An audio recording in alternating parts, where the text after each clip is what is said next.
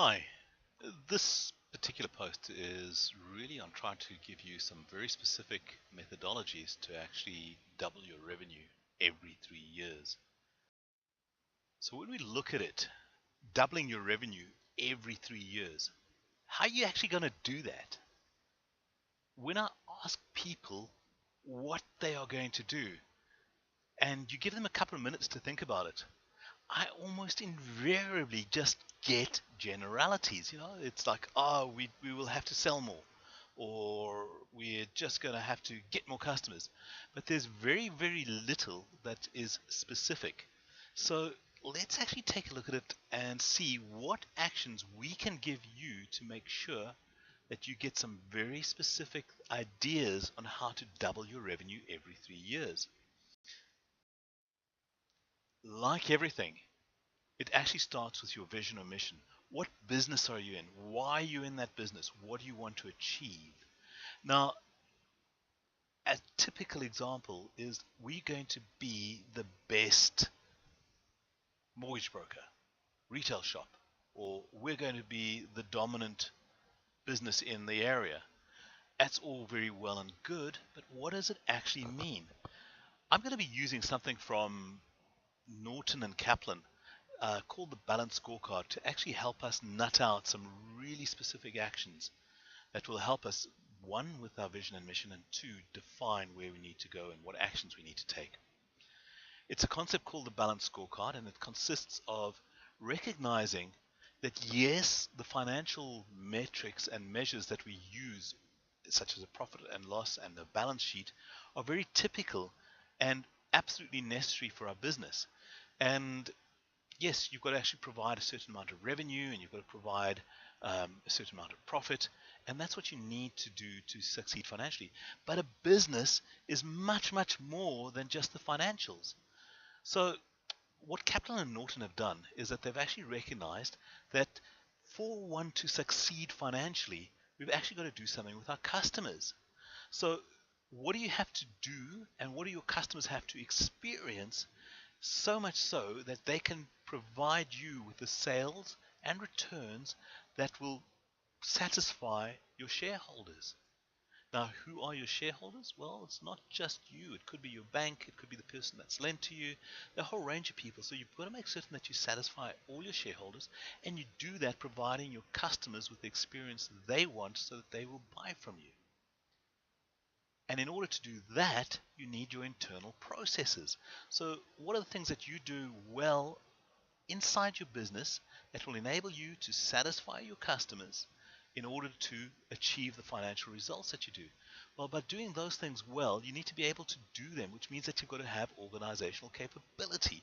So it's the sort of things like your people, what training do they need, what systems do you have to have in place, and what sort of culture exists in your business, and how you're going to manage that, how you're going to foster that. We also recognize from Kaplan and Norton that not everything exists in a vacuum. So these are not individual items, but every one of these influences the other.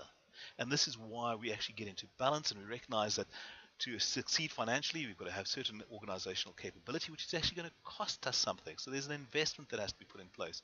But that's also going to drive the ability to do the internal processes that give us the customers we need. So there's a loop of what happens within this. So there's nothing that is always set and that's the only way it can work. There's always something that you've got to question and work with. So when we're talking of questions and working with, let's take a look at each of these individually. I'm going to put up a set of questions that are typically that one would ask for each of these areas, and then we'll examine that in a little bit more depth. So first of all, let's take a look at the financials. This is very typical of the questions that we would actually be asking. So if you want to achieve your vision and mission, what do you actually have to achieve to match your expectations from your shareholders? And in this particular question, we're actually answering a question, what revenue generation is needed? So how much do we actually have to sell in order to double our revenue? What do we have to do to double our revenue? Well, that will lead on to some of the questions that, okay, we've got to satisfy, get our customers to buy. So from a customer perspective, What do we have to do? How are we actually going to get to the customers? How are we going to communicate with them? What service levels do we provide? How do you manage your customer relations? What levels of availability? All of these are things that you'd actually be answering to say, in order to double my revenue, this is what my customers have to experience. And you can see this is not just your products. Nothing at this stage is products, but it's how do you get to your customers? What are they going to experience? Then, of course, we start taking a look at our process. And again, what are our reporting systems? What do you measure in terms of efficiencies? How do you buy things? Do you offer credit? If so, how do you manage collections? What does that do to your cash flow? How are you managing your cash flow? And this is all against, just sort of some of the background things. And then again, obviously, your operations processes. What do you do on operations? How do you improve them? How do you manage them? How do you make certain that you really excel in what you do? And then, of course, that actually says, how do you do it? You've got to have the capability. So how do you put things in place, and what do you put in place to actually make sure that you're putting the right things in place to satisfy your customers, to ensure that you get the financial returns, and make certain that you're doing it as efficiently and effectively as possible. So those are the types of questions we ask. Now, okay, great, lots of questions. How does it apply in practice? All very well and good. Well, let's take a look at it. And we're going to start back with that question again. How do we double our revenue? Agreed, it's a financial question. But when you look at it, truthfully, there are actually only 3 ways that you can grow your sales. I know it sounds a little crazy, but there are actually only 3 things that you do to actually grow your revenue. Increase your average value of the sale, increase the number of customers, and obviously increase the frequency of purchase. Now, you can see that 8% a year. That is purely mathematical, because if you do the maths, you'll see that increasing each area by 8% for 3 years, you'll actually wind up with a doubling of your revenue, and that's what we're setting up for the targets. So the first question is, if I want to achieve a doubling of my revenue in X amount of years, or X amount of months, I actually have to do the maths to see what it's going to take in each of these levers to achieve that. Now, I also know that not every business is going to be able to pull each lever. For example, in a mortgage services or mortgage broking business where your average life of your mortgage is 7 years, it's going to be very difficult to increase the number of purchases by a certain percentage every year. However, when we think about it, what you're doing is by keeping in contact with them, you're actually making certain that they do come back once every X, Y, Z years. So it's not once, twice a year. It might be once every 6 years that you're actually looking at increasing that number. And you've got to keep in contact with them over that time frame. Similarly, when you start taking a look at the average value, again with the mortgage broking, in a market which is driven by stiff competition, and it's very difficult to differentiate the value you bring, it may not be possible to increase your prices except by cost of living and inflations. Or it might be, it depends on how you're approaching it. Of course, everybody can increase the number of customers they have, unless they're in a fixed captive market and you've actually got 100% saturation, in other words, a monopoly. But just about all of us are in a position where we can increase the number of customers that we attract, and that's what most people think about when they're doubling their revenue. But you can't forget those other 2 levers. So let's take a look at each of those in a little bit more depth. So if you're looking at the customers, what are your customers going to experience if you're pulling those levers? Well, certainly they could experience price rises. Certainly you'd want to be doing upselling to them and providing higher value products. So you're actually giving them more, so you're actually increasing your revenue. Now, if you're protecting your margin by giving that, that obviously means better profits for you. Increasing number of customers should be excellent customer service, frequent promotions, lots of advertising, ways of getting to your customers, referral engines, loyalty clubs certainly would help in terms of increasing frequency. And these are things that you actually start putting together. So now we're starting to see that it's not just general increased customers. We've now got a couple of ideas of very specific things of what we need to do. Then, taking it further, what else do we have to do inside our business? So inside the business, you're looking at your product purchasing. So if you think about it, you've got to have products that will facilitate upselling, will facilitate asking more, a higher value, and people will still perceive the value in which you're providing.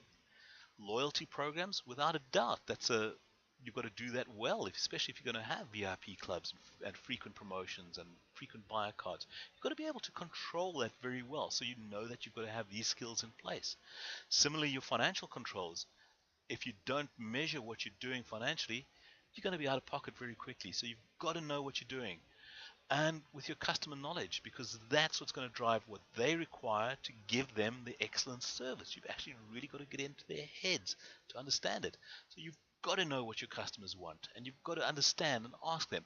So how do you acquire that? That's a really critical process of a business. That's something that you've got to do really well. And yes, I'm thinking of a retail store now at this stage, but it's every business needs to know their customers. And if you're putting in promotions, you make sure that you're actually measuring it and controlling that promotion. So you can see those actions that the customers are experiencing are driving certain skills that we need within our business and certain ways of doing things, which in turn requires us to put training in place. So we might do generic staff training in customer service. Certainly in financial systems, we've actually got to make certain the systems are in place. And in driving loyalty clubs, you've got to make sure that your loyalty club incentives are in place. And you train people in that and you actually work with them. And similarly with the service culture. And then buyer nous, knowing that the buyer actually has to be able to buy properly. So there's usually really good value added in making certain that your buying is correct. So these are capabilities that you've actually got to put in place, all to drive double your revenue. So now we can see that we're actually starting to get to some very specific areas of the business, which in turn says taking it the next step. We take a look at, for each of those areas, what are the metrics that we have to put in place. So now we actually spoke about revenue acceleration, average value of the sale, so you want to drive that up. So that means that you've actually, as a metric, the area is average value of sale, but you actually want to measure the absolute increase in the average value so that you can actually make sure that you're on track. And that's why this example shows there. And you can actually see in this particular example, it doesn't have to be doubling. It could be more. It could be whatever you're doing. And in this particular case, it's going up about 5-6 times. That's more than double. But is it achievable? Can you do it? This is where you start actually asking the questions and you can actually see what is coming out. And then the last column, you can see initiatives. Those are things that you actually have to do to get in front of your customers to actually increase the value of the sale. So they have to have a price rise. So initiatives one would be maybe a price rise every year. Increase in the average value of the upsell. So that means that you've got to have an initiative which actually trains people in upselling. So you can start seeing we're now getting to some very specific actions. And we're getting towards being able to create a plan. And that's exactly what the Balanced Scorecard does. It facilitates, one, putting the measures in place, making sure you have a strategy map. And this area down here in the previous slide are all examples of strategy maps. And making sure that you're getting to what you need. And being able to take very specific actions to drive up your sales. And it's not just going out and selling more. There's a whole range of other things that you need to do. Again, recognizing the concept that a business is more than just one dimension. Same sort of things happen in the customer's internal processes. So you can see how we're working with this.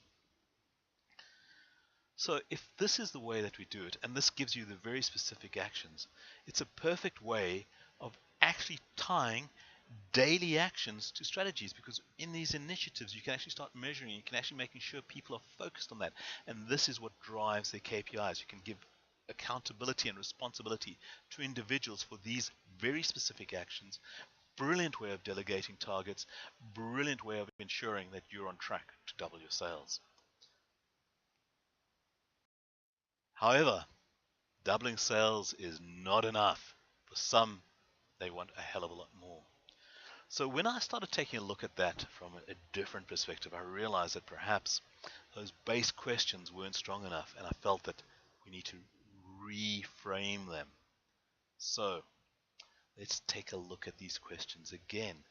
It's not how do we look to our shareholders, but how do we make our shareholders think differently about us? How do we make our customers think differently?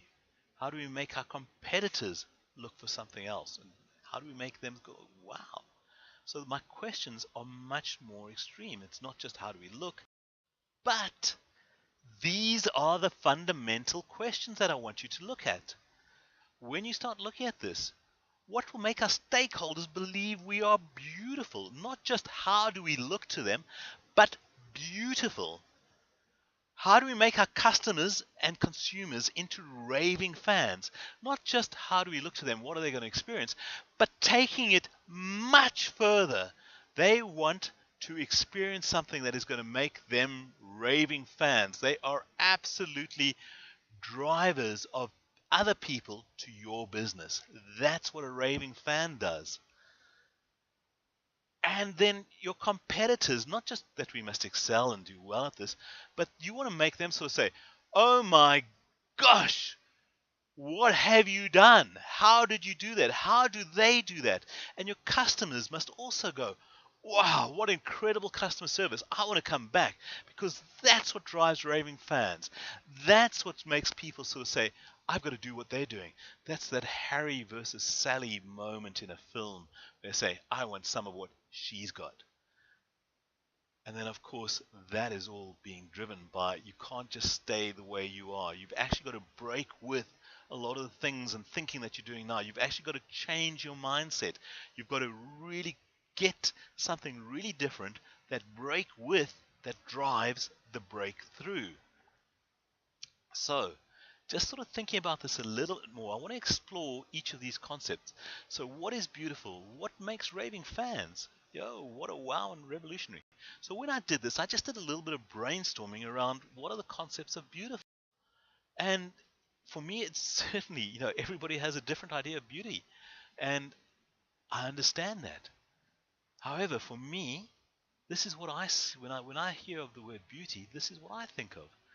It's something that is truly magnificent. It's flexible, it's lithe, it's athletic, it's young, it's youthful, it's energetic. Absolutely, in terms of honesty and integrity. And it stimulates me because it stimulates the senses, and you've got to go, wow. So it really is in the eye of the beholder. So I'm asking you, what is your vision of beauty? What would make your business beautiful to you from a financial perspective?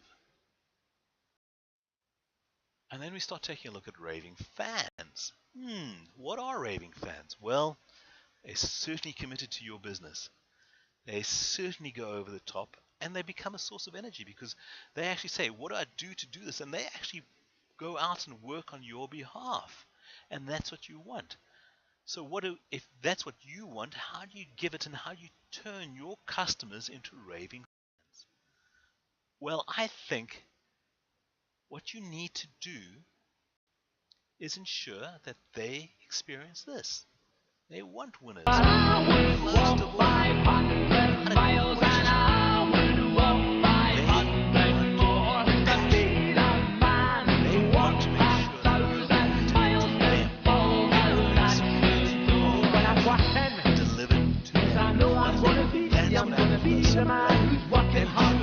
customers get this incredible, beautiful, engaging experience, and the customer experience becomes everything. And that's what drives a lot of the raving fans because it's so easy to use.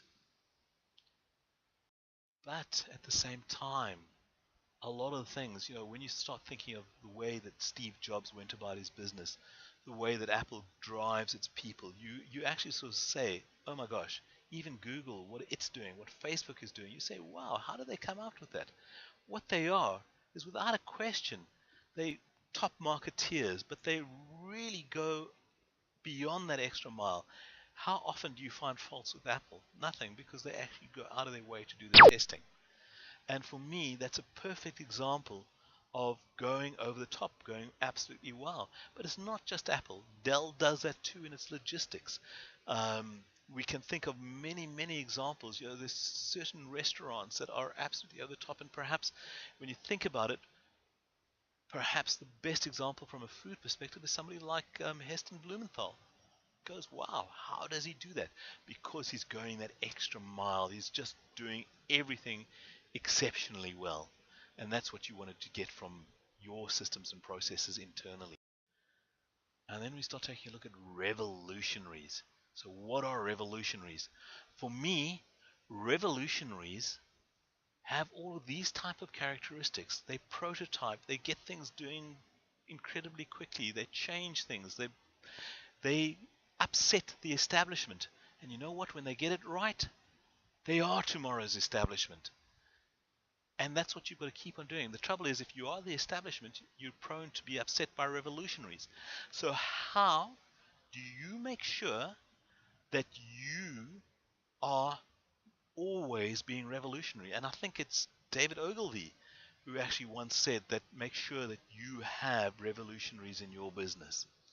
So when we look at this, I believe that the fundamental questions that David Norton and Kaplan spoke about were, yes, they're there, but you've actually got to take it to the next level.